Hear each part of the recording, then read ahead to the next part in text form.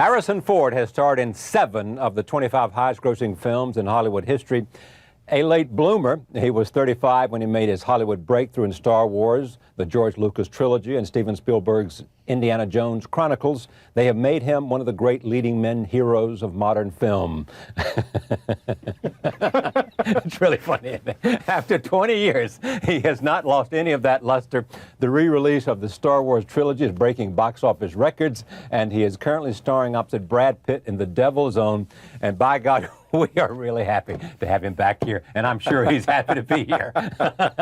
Welcome. Isn't it nice? It's good to see you. Now, listen, I want to talk first about the White House. All right. Did you stay Not a penny. in the Lincoln bedroom? Not a penny. Nothing. Not you a gave penny. no money. No money. And did you stay overnight? No. No. But you're a friend of the president. You've entertained him at your house, have you? I was delighted to have met the president on a number of occasions. I can't say I'm a friend of his. I mean, I have respect and admiration for the man and his wife, and for what they're trying to do. I've never supported any.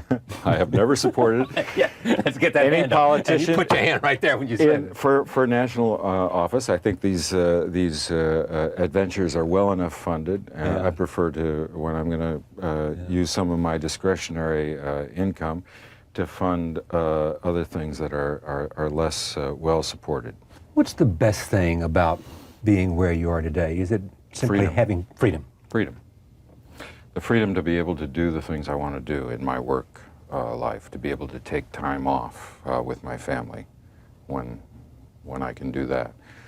Just a freedom from the ordinary constraints that everybody faces to a certain extent. But having said that, you're never free of the same restraints that everybody else is. In terms of worrying about your kids, in terms of all those kinds of things. Nothing changes. You just you have the same problems and more money. No matter how much power, no matter how many resources you have. I think so. You continue to work hard, though. I mean, you've got this film, which was in a long time making, coming out. Air Force One's already been shot. You're off to do something else this summer. Yeah. You do it because it's just what you do and that's what you want to do, or other reasons? Yeah, I do it because it's what I want to do. It's what I know how to do. It's where I feel most engaged, most challenged, most useful, and it's what I do. Would you change anything about it? I'm trying to do it less. I'm trying to. I mean, the reason I've done 2 in a row here is because Devil's Own didn't start when it was supposed to, and it got pushed too close to the other one. Yeah. So it seems as though I've gone from one to another, but normally I have 3 or 4 months in between, which is a very luxurious amount of time off for most people. But there's nothing that I do that intellectually stimulates me, scares me, engages me as much as making movies. It stimulates you because of what? Because it's scary. You have to come up with the answers. You have to perform. You have to do the job you were hired for. You got to make sure it works. You work with a group of people who you've not worked with before, usually, on rather complex intellectual problems. And how to make it work is the main problem. But here's what's interesting to me about that. Is that for you to do, or the director to do, or some kind of collaboration? Well, I think everybody has some degree of responsibility, and it depends on the director's way of working, whether they work collaboratively or less collaboratively. If they work less collaboratively, then those are things you want to get nailed down before you start. Yeah. But most directors allow a very comfortable degree of collaboration, in my experience. Yeah. Are you a different actor than you were 5 years ago? Maybe not. Maybe not. Maybe I hope I've developed more craft skills, because that's the whole object of it for me. I hope that I've become a little bit more appropriate in terms of how I think about things. But I'm not sure. I'm not sure I'm any better actor. And it's also dependent, I assume, on the kind of scripts you have to work with. and who the collaborators are, all of that can enhance your Yeah, but it's craft. also, it's what you get, it's finally, those choices that you make determine who you are and how you acquit yourself. If you challenge yourself, sometimes you're going to fall short. If you just do the easy thing, then you're going to be known for doing the easy thing. I mean, it's, I don't know what to do except to keep doing it and trying to do it better. Do you have any sense of what it is you bring to the screen? I mean, other than craft, other than knowing? I think I think in terms of story. I think that if I have a virtue, it's that what I make for myself as a character supports the story. I don't know how to make a character except out of those things that are going to help tell the story, and that to a lot of people sounds back-asswards. Yeah. But it's still the only way I know how to work. Devil's One. Devil's Own. Devil's Own. Devil's One. That's a hell of You a should good have done title. that film. That would have been good. That's a problem. They didn't come to me. That would have been a good title. Devil's One. Devil's One. That would have been very One, good. Good Guy Zero. Good guy, zero. That's right. That's right. And the battle is on and the war is still to be won. Tell me about this What film. about it? I've seen it. All right. So Devil's, you've seen it too. Yeah. Are you pleased with it? I am. Yeah. I think it goes a long way towards what we had in mind. What'd you have in mind? We had in mind the story of two guys, two men true unto themselves who come from very different circumstances, who are fated to come into conflict. And the audience will see that coming before it happens, before the characters themselves do. Yeah. And it's a kind of tragedy, but it's also a kind of love story in a way before that. These are two guys who admire each other for the right reasons. And The right reasons are human qualities they have. yeah. And And the capacity to run the table. yeah, I suppose that's part of it. But what happens is that I mean, I play a character who's a New York City uniformed police sergeant. Yeah. Brad Pitt is a young man who grew up in Ireland, who has joined IRA, who's a soldier for the IRA, who Because he comes saw his dad killed in saw his front father killed in front of him by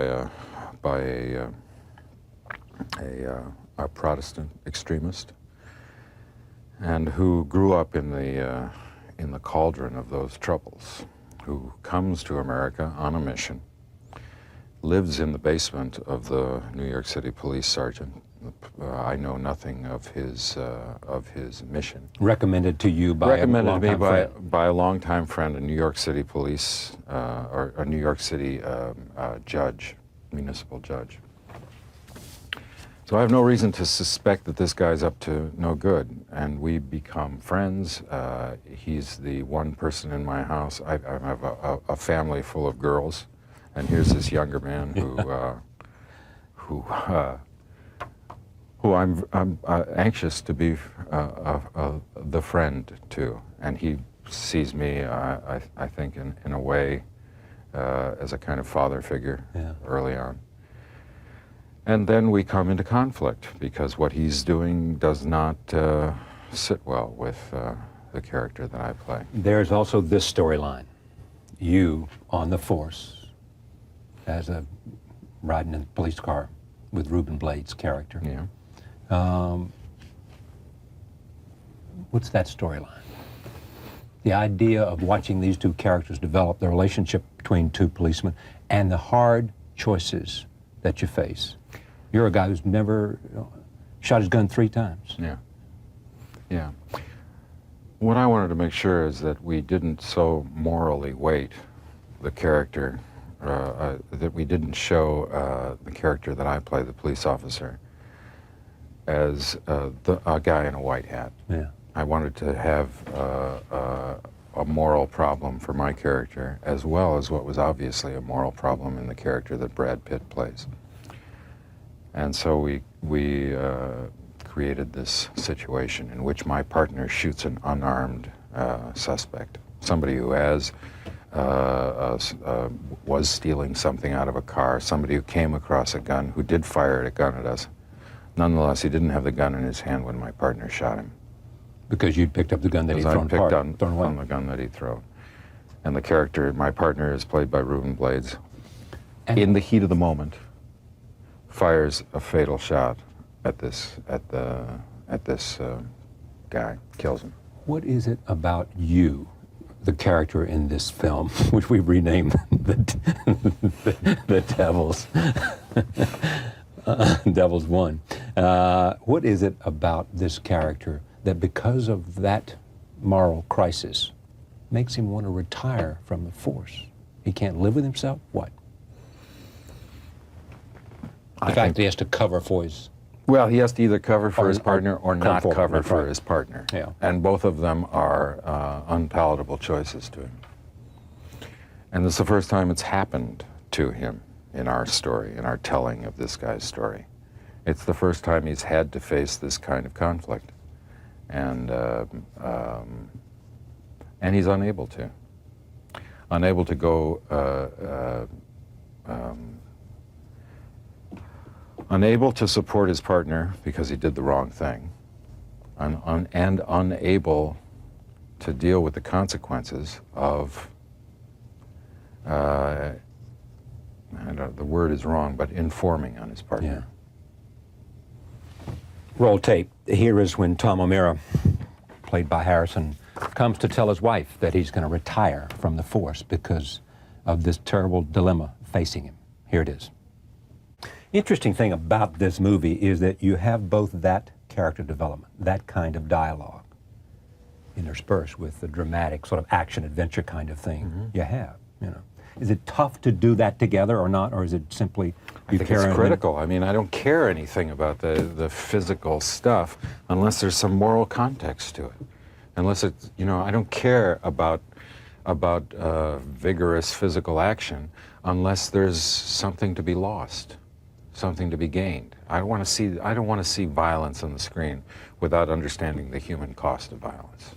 And in questions about Jack Ryan, it's a question of good versus evil? Well, it's a question of what's good, and what's evil. Who's good, who's evil, and who the hell knows? And who has the right to say? In a world of geopolitics, who the hell knows? In a world of extreme circumstances, in a world where an Irish kid can grow up in the way that the character played by Brad Pitt grows up. Yeah. In a world where a person like the person that Ruben Blades' character shoots in the back for stealing a radio lives. It's a tough old world out there. And easy answers don't do service to any of us. Here is the other parallel development. This is where you discover the money that Brad Pitt, whose character is Rory Devaney, has hid in the house in the basement where he has been staying. Roll tape. It's, yeah. No, I really feel for the character that Brad Pitt plays. I think he gave it an incredible, he made a real emotional investment in the character, and it shows. Let me just come to one issue that some people are talking about. Sure. Can you tell me, or do you speak to this notion that this movie took a long time because they couldn't get the script right because they had too many masters to satisfy, and therefore it was delayed and delayed and delayed because you wanted a certain kind of script, and Brad wanted a certain kind of script, and the director wanted a certain kind of script, and the producer wanted a certain kind of script, and all of a sudden, in that process, which is endemic to Hollywood, you go over budget and you spend much longer making a film than you want to. No, well, that ain't exactly how it happened. Help me out. I came into the project after Brad Pitt had been involved for some period of time. And I read a script that had a character that was something I was ambitious for. I wanted to work with Brad. I've admired his work in the past. I respect his ambition to make this film. We were on the picture before Alan Pakula came on the picture. Brad and I agreed on Alan as the director. We had a slot. Brad and I both had a time constraint on us, and we were supposed to have started the film. I can't remember the exact chronology. It took longer to produce a script. Alan went off to write his version. The director went to write his version of the script. It didn't satisfy everyone, and so that became the basis for our rewrites as we went along. Now, here we are, well down the line. We have to start shooting without a full script. I've done this before, and as long as there's a general agreement and a general outline, it usually works. It's tougher than if you have a solid script to start from. There was never a contest between Brad and I over who would have a bigger part, who would have a more sympathetic character. We were both concentrating on exactly the same ambition, which is to make the best, most truthful movie that we could. There were, from time to time, differences of opinion about how to achieve that, but they never degenerated into any kind of animosity, personal animosity. The film took longer to do than we had hoped, and therefore cost more money. But I'm satisfied with the result. I think it was a hard-won result, but I'm pleased that we took the challenge. Better to make the film you want to make than to get halfway there. You know, there's no option but to make the best movie you can. It's a tough old competitive world, and there's no sense going out there with something that's not as good as you can make it. Of course, there'll always be opinions about what is better than something else, and those opinions have to be aired. People have to come to an agreement on those things. Have you made films in the last 10 years in which you think that the business has suffered because of whatever reason? Not because of box office, but because you think the product wasn't there the way you wanted it to be there? Having said what I said, I don't go back and judge it after it's over. I can't do that. It's unfair to other people. It's unfair to the reality of the circumstances under which a film is made, which are very complex. So I would say, yeah, some films that I have made, I didn't think were as good as they might have been, but I continue to hold the ambition to do the best I can every time I go out. What's interesting about you too, though, say, unlike others who've had a long and good career, like Clint Eastwood, you have no interest, none, in being a director. And sort of being in charge. What you seem to want to do is something else, which is about craft and being the best possible actor you can. And I love working with a team. I mean, I don't find another place in my life where I get to work with people the way I get to work with people in a teamwork way on a movie. That's my connection to people. In many ways, I'm kicked up or whatever, normal human contact. But this, in the work that I do, I'm able to find that place working with other people. Great satisfaction. Sometimes. It's hard work, and I like that about it. If you take it seriously, it's hard work. It's hard to be real, to create a character, to carry a story, to make something compelling to a bunch of people sitting in a theater and take them away on a journey. Am I close? Yeah, you're close, but it's not. That's not. I mean, What is that's partly my job. It's partly the director's job. Every element works together to make it work. Yeah. The music helps. The sets make a contribution. Everything works together. It's not hard for that reason specifically. It's hard because it's an enormous responsibility. I feel an enormous sense of responsibility. If I screw up, I'm going to make it look bad for a lot of people. If I don't do the best I can, I'm going to make other people who are giving the best they can not look as good as they can. So, and the buck stops somewhere around my front door, and whoever else, like Brad. Brad is wearing this the same responsibility I am. How do you screw up? Making wrong choices for the wrong reasons. Confusing your ambition. Failing to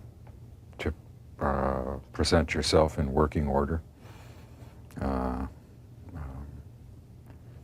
There are 1,000 ways. But it's not just the mechanics of not knowing your lines and not knowing your character. No, it's something.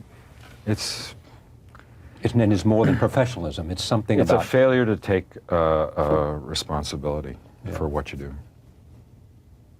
You like the film, I like the film.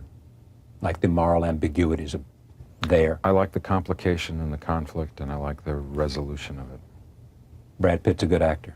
Brad Pitt is a good actor. Bakula a good director. Yes. Ford is Adequate. great to have you.